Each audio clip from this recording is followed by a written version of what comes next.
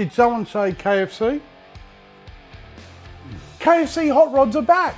Let's make them ourselves. You'll need 500 grams of chicken thighs, like these skinless and boneless thighs I picked out from Mick out at Gippsland Premium Meats. The prep required is using a sharp knife and cutting the thighs into roughly 3cm pieces and place them in a tray and then clean up your mess. You can't have KFC without the secret herbs and spices. And lucky for us, the Colonel's nephew released the secret recipe online. For the spice blend, you're going to need 1 teaspoon of salt, 3/4 of a teaspoon of dried thyme, 3/4 of a teaspoon of dried basil, 2 tablespoons of paprika, half a teaspoon of dried oregano, 1.5 teaspoons of celery salt, 1 tablespoon of garlic salt, 1.5 teaspoons of black pepper, 1.5 teaspoons of mustard powder, 1.5 tablespoons of white pepper, 1.5 teaspoons of ground ginger, and 1 tablespoon of MSG. Mix this up and you have the original KFC spice blend ready to add to flour. But we are making hot rods that have extra heat. So in goes a teaspoon of cayenne pepper, and that'll heat it up. Now to this, add 2 cups of plain flour and we are ready to coat some chicken.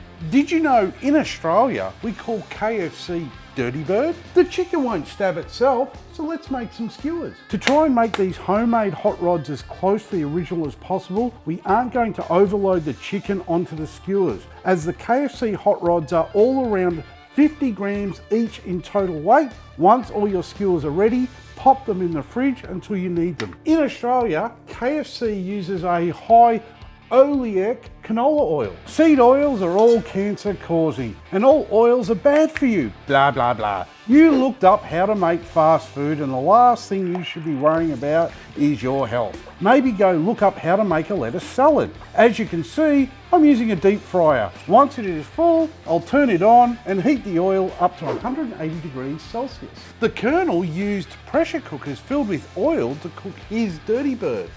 I, on the other hand, cannot be trusted with such gadgets. Let's get our hot rods coated and ready for that hot oil bath. I suggest coating the skewers in batches.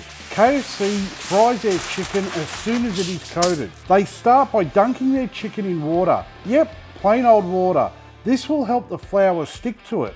Using tongs to shake off the excess water, this leaves your hands dry for the next step. Then place the skewers into the flour mixture. KFC do a 7 times application, tossing in the flour 7 times, then patting down under the flour 7 times. Then knocking 2 pieces together to knock off any excess flour. We may as well do that 7 times. Once you have enough coated skewers and you're ready for frying, stop. Hammer time. Deep frying chicken is at least a 1 beer cook.